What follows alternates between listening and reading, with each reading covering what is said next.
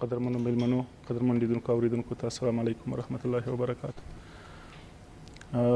د ټرمپ څرګندونې موږ د تاریخ تکرار ته بیایي. کله چې موږ د بوش وینا اورو په 2001 کې د اکتوبر د 1 څخه مخکې چې د په افغانستان باندې خپلې الوتکې مرش کړلې او موږ یې د ځمکې او هوا له لارې نه وویشتلو. هغلته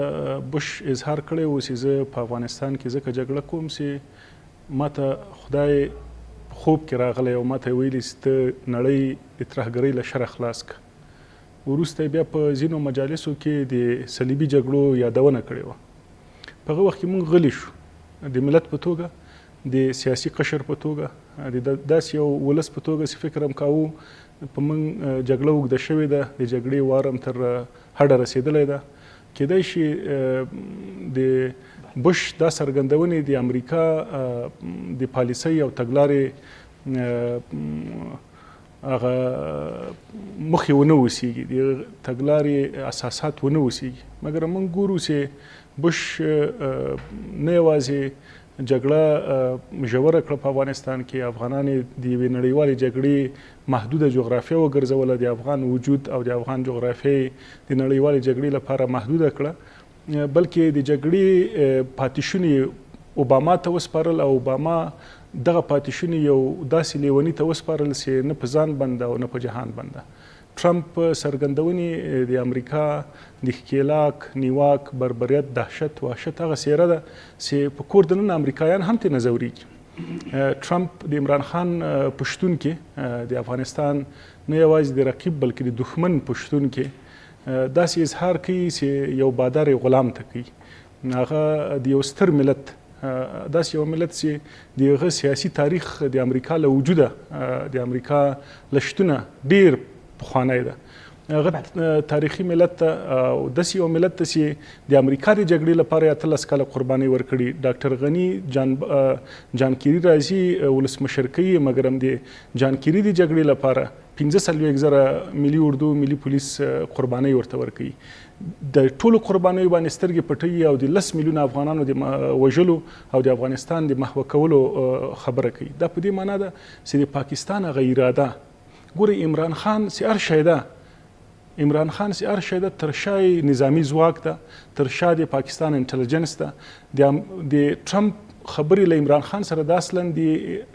پاکستان له نظامی ځواک سره دي، د پاکستان له انټلیجنس سره دي. د هغوی غوښتنه د امریکا څخه په تیرو 18 کلونو کې او په تیره بیا په همدې د پاکستان له وجود څخه را په دې خوا همدا ده چې افغانستان باید یو ستراتیژیکي ژورتیا په توګه باندې د پاکستان خاوره ومنلی شي. نن ټرمپ د پاکستان همغه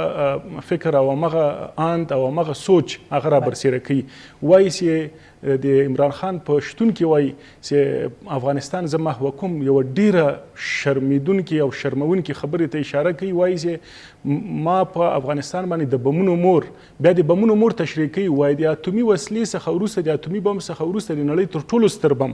دا مې وایي په باندې استعمال کړ او دغومره غټه ژوره یې رامنځته کړې ده په هغه ځمکه کې، په هغه ځای کې چې د هوا څخه وایي لکه سپوږمۍ داسې ښکاري. د خپله دا خبره کوي په دې خپله وینا کې. وایي ما ته چا غږ ونه سوای کړلی، 15 مایله دی، وایي 15 کیلومتره لرې، وایي خلکو غږونه واورېدل او خلک ولړزېدل، ټوله ځمکه یې وخوځوله. ما ته چا غږ نه سوای کولی، زه داسې بمونه نور هم استعمالولی سم. دا هغه د غلام او د بادار باس ده، دا هغه باس ده چې په کابل او واشنګټن کې څوک ناست دي. فکر نه کوئ چې کیدای شي څو کسه په نظام کې یا د نظام نه د باندې د دوی غلامان وي، ټول ملت به نه غلام وي او نه به څوک ورته د اجازه ورکړي. ګورئ د ملتونو د حکومتونو باسې کله موږ په نړیواله کچه باندې کوو دا ډېر حساس ده. ځینې تیوریانې دا وایي چې ملتونه دولتونه رامنځته کوي، خو په کمزورو هیوادونو کې د افغانستان غوندې دا منل شوی اصل ده چې دولتونه ملتونه رامنځته کوي. په دې معنی فکر کوئ چې ټرمپ به یو له هغو ولسمشرانو څخه وي چې د تاریخ کتابونه به نه لولي؟ ځکه که تاریخ لوستی وای دا باید د پخوانی شوروي اتحاد تاریخ یې لوستی په افغانستان کې. په هغه وخت کې فکر کوم چې ځواک له امریکا نه ډېر زیات و، ډېر قدرت و. د افغانستان تاریخ خو دا ښیي، دا خو به ټرمپ لوستی، خو ټرمپ دا هم لوستی دي چې په افغانستان کې چې ما غلام پیدا کړی ده، انګریز غلام پیدا کړی، شوروي غلام پیدا کړی، چنګیز غلام پیدا کړی، هغه افغانان دغسې تار کړي دي.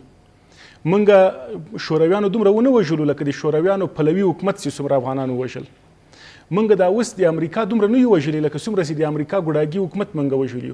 منګه چنګیز دومره نه یو وژلي لکه چنګیز سره شته په افغانستان کې شته که تاسو پوښتنه وکړم چې فکر کوئ هغه ستراتیژیک ملګری چې موږ ورته وایو د افغانستان ستراتیژیک ملګری نن له نقشې څخه د افغانستان د ورکولو یا محو کولو خبره کوي ګورئ کله چې موږ ملګرتیا وایو دا طرفی دا داسې نه کېږي چې زه اوس وایم شاپور د ما ملګری ده او بل ورځ شاپور خلکو ورته وایي چې زه خو ځلان په نامه څوک نه پېژنم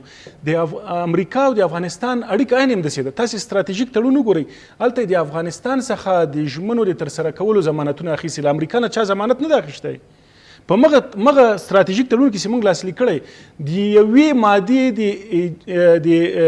عملي کولو ضمانت پکې نشته که ضمانت وای موږ به د ملت په توګه پوښتنه کړې وای ځکه په هغه باندې خو جرګه شوې وه مشورتي جرګه یې بولې لویه جرګه یې بولې خلک پې باندې کېناستي وو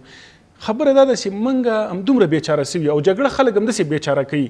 جګړې ملتونه دولتونه له منځه یوړل ګورئ عاد سمود او روم دا هغه سترې امپراتوري دي چې په قرآن کې ذکر ترې راغلی د روم په نامه باندې چې امپراتوري وه په قرآن کې دومره غټ ذکر راغلی چې سورت الروم د یو چا د زور ځواک زبرځواکۍ چې الله ذکر کړی هغه به څومره ځواکمن ملت و هغه به څومره ځواکمن دولت و هغه به څومره ځواکمن امپراتوري وه هغه ورکېږي د ځمکې مخه هغه محوه کېږي افغانان هم دغسې محوه کېږي که یو نه شي افغانان هم دغسې محوه کېږي که د دښمن په وړاندې د اساسي قانونونه د هیوادونو هغه د ولسمشرانو سرې کرښې او د هغوی مسؤلیتونه هغه روښانه کوي د امریکا اساسي قانون هغه د خپل منتخب ولسمشر ته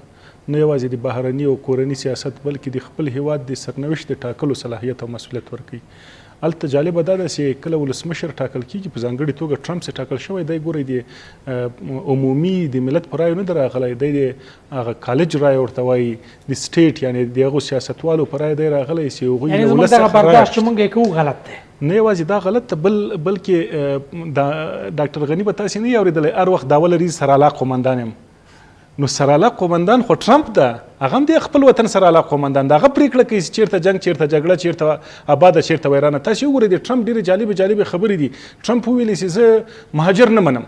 د کډوالو لپاره یعنې امریکا چې د کډوالو یو هیواد دی یو ګډوله ده چې کډوالو رامنځته کړی او مصنوعي هیواد ده چې کډوالو رامنځته کړی دوی ویلې زه دا نه منم خلک پسې راپورته شو موږ ټول کډوال یو وایي چې څوک هم ناقانونه کډوال دي په کور یې چاپیا چوم بندیانوم دا اوس په زرګونو حتی دا کیس وایي میلیونونو ته رسېږي دا اوس په زرګونو خلک بندیان کړي په زرګونو چاپیا د مکسیکو دیوال د سوریې څخه د خپلو پوځونو راباسل د پاکستان سره د خپلو اړیکو بیرته جوړول ټرمپ چې کله ستراتیژي جوړه کړه دلته یو کس ناسالي امرالله صالح هغه ویلي وایي احمد شاه مسعود وایي دغه ستراتیژي په قبر کې جوړه کړې په هغه وخت کې د ټرمپ خبره یې منلې اشرف غني ارګ هغه خپره کړله پریکړه لیک یې خپور کړه وایي موږ د ټرمپ چې کومه ستراتیژي جوړه کړې ده د 2019 د اګست میاشتې ستراتیژي ده وایي دا ستراتیژي کې موږ ورسره همکاري وکړه دا ستراتیژي د افغانستان ارګ جوړه کړې ده اصلي د خپلواکي ورځ ډاکټر غني په هغه ورځ لمانځله چې اوس زه خپلواکه شوم ځکه چې ټرمپ د ما خبره ومنله عسکر اضافه کړه ملکي او نظامی مرستې اضافه کړي په هغه ورځ ټرمپ ښه سړی و په هغه ورځ باندې ټرمپ آزاد و په هغه ورځ ټرمپ د احمد شاه مسعود سره مساوي و نن چې ټرمپ وایي چې د بمونو مور مې استعماله کړې بل هم در باندې استعمالوم نن چې وایي چې 10 میلیونه در وژنم نن چې وایي چې نقشې دې محوه کوم دلته ځینې بې غیرته خلک ځینې خیاطان ټامیان پردی په اخور باندې رالوی شوي دوی بیا دې لپاره چې د ولسي احساسات خدشدار کړي هغه راټیټ کړي ملت لون کړي کوڼي کړي په دې خبرو باندې ملت کښېنوي ملت ته ورته وایي چې په غلامۍ کې ګټه ده په غلامۍ کې واوسېږئ غوږونه او سرونه هم کته کوي هغې ته بیا وایي چې نه ټرمپ خو لیونی ده ټرمپ چا راوستی همدې لیوني ته خو تر ورځ زارۍ کوي چې خیر ده دا سوله مه کوه همدې لیوني ته ته زارۍ کوي چې خیر ده ما ته 100 روپۍ راکړئ زه ټاکنې وکړم همدې لیوني ته دا اوس 315 میلیونه افغانۍ چې دی د خپلواکۍ په ورځ باندې تش د دې لپاره چې ځان وښیي فصل ناتمام امان الله خان هلکه امان الله خان خو د تیږې نه توره راوباسله د انګلستان سفیر یې راکش کړ ورته ویلې په دې توره باندې د سر پرې کومه کله دې نه وروسته د افغانستان په یوه مسله کې د معمولي مداخله وکړله تا ته خو جانباس وایي چې د غزني ټاکنې به نه کوي وایي نه کوم وایي ولسوالۍ ټاکنې به نه کوي وایي نه کوم وایي د ولایتي شورا ټاکنې به نه کوي وایي نه کوم سبا ته چې جانباس ورته ویلې چې کته څه دی به کته کېږي پورته څه پورته کېږي به نو تاو د جانباس او تاو د امان الله خان د امان الله خان ولې شرموي دي خلکو ته دغه د 28 د اسد ورځې د 315 میلیونو افغانیو چورو تالان دا د غلامۍ معنا دا د تاریخ د سپکولو په معنا که تاریخ دا ما د رپورټونو ځلان صاحب ولیدل واورېدل چې دغه مسؤلیت د مصرف د کارونو یو کس ته ورکړی دی چې هغه انتخابات داسې حالت ته بوته چې جانکیري راشي د انتخابات سرنوشت ټاکي هماغه قهرمان دی وطن دوست دی ملي شخصیت دی وایي زه بیرغونه ویشم شاپور جانه یو سم کس ته خو دې ورکړی وای چې د خلک نه ولې چاته ورکړی ته خو ځان خپلواک کا ته خو توره راواخله د سفیران شارق صاحب وایي چې تیر تاریخ باید زه اوس تیر تاریخ ته راځم تیر تاریخ شارق صاحب نه په باندې خبر ډېر بخښنه دې راته وکړي 222 کلن افغانستان په 18 د سرطان باندې دی خبر ده یعنی دا اصل کلان چې دا دې هیواد بنسټ امان الله خان نه دی ایښی احمد شاه بابا ایښی چا احمد شاه بابا لمانځلی چا د احمد شاه بابا نوم اخیستی چا د احمد شاه بابا تصویر لګولی چا د دې هیواد بنسټ احمد شاه بابا هم نه دی ایښی میرویس نیکه ایښی میرویس نیکه نوم چا اخیستی د میرویس نیکه د جمهوریت نوم چا اخیستی د هغه د جرګې نوم چا اخیستی د احمد شاه بابا د جرګې نوم چا اخیستی په دې ملک کې په دې وطن کې په دې خاوره کې شیرشاه سوري تیر سوی چا نوم اخیستی تر اوسه پورې چا یو سمپوزیم په باندې جوړ کړی په دې ملک کې سلطان محمود غزنوي تیر سوی چا تر اوسه پورې سلطان محمود غزنوي یاد نوم اخیستی د سلطان محمود غزنوي د غزنی د عروس البلاد د ښار پایې چې اوس هم آباد دي هغه ړنګېدو ته دي د جام منار ړنګېدو ته ده د هرات منارونه ړنګېدو ته تاریخ څوک یادوي د میوند تاریخ چا یاد کړی تر اوسه پورې تا چیرته وزیر اکبر خان لیدلی ده چند مانځلی تر اوسه پورې تا چیرته لیدلی ملاله چیرته خښه ده چا څنګه وفات شوه چا کوم هغو پې باندې نیولی د سمپوزیم پې باندې نیولی چا کوم سمینار پې نیولی تاریخ د امان الله خان وروسته په نړیواله ټولنه افغانستان په رسمیت په ټولو هیوادونو کې ملګرو ملتونو کې پیژندلی وي ځکه لمانځل ملګري ملتونه نه وو په هغه وخت کې ملګري ملتونه ټول 5 کاله کېږي امان الله خان هیوادونه چې په رسمیت پیژندلی د امان الله خان پلار د حبیب الله خان نومیږي مکماهن تاریخ لیکلی په هغه باندې 4 ورځ لیک ټول افغانان دی ولولي پښتو ته ژباړل سوی مکماهن هغه کس دی چې د افغانستان او د ایران ترمنځ او د چین او د هندوستان ترمنځ سرحد جوړ کړی بل ډیورنډو هغه 4 ورځې د حبیب الله خان سره تاریخ لیکلی ده 4 ورځې د پلار تیرې کړې وې په خارج کې د دې نه مخکې خو موږ دلته جګړې کړې دي مسلمانه دلته خو شاه شجاع تیر سوی د امان الله خان نه مخکې شاه شجاع په وړاندې خلک په داسې حالت کې چې د افغانستان حکومت غواړي د افغانستان 100 کلن استقلال ولمانځي اما تر ټولو لوی استراتیژیک او هغه نږدې ملګری چې امریکا دی هغه په داسې وخت کې وایي که زه غواړم افغانستان په 10 ورځو کې له ځمکې یا د نقشې نه ورکوم دا په څه معنا ده ټرمپ 4 د جولای څخه د امریکایانو د خپلواکۍ ورځ ده په 4 د جولای باندې ټرمپ لومړنی ځل د ولسمشر د امریکا ویلي چې ټانګونه راوباسي لکه څنګه چې پوتین ټانګونه ګرځي زم ګرځوم ټانګونه راوګرځول تر نن پورې ټرمپ په خپل مالی وزارت کې په جنجال اوخته د 12 میلیونه ډالر اضافه مصرف کړي د 50 میلیونه ډالر غلام ګدایګر سوالګر د مصرفي هیڅ خبره نشته په دې کابل ښار کې په لکونو په زرګونو نه په لکونو ګدایګر دي په لکونو د ارګ او د هلمندیانو د خیمو ترمنځ څومره فاصله ده دا ډاکټر غنی ورغلی و هلته سوال ورته کوي چې ما ته رایه راکړه دغه آزاد کړي دي دغه خلاص کړي عمر فاروق رضی الله تعالی عنه وایي چې د دجلي او د فرا په غاړه باندې سپی یا اسب لوږي یا لتندې مړ شي زه ځواب وایم زه به خدای ته ولاړ یم ته چا ځواب وایي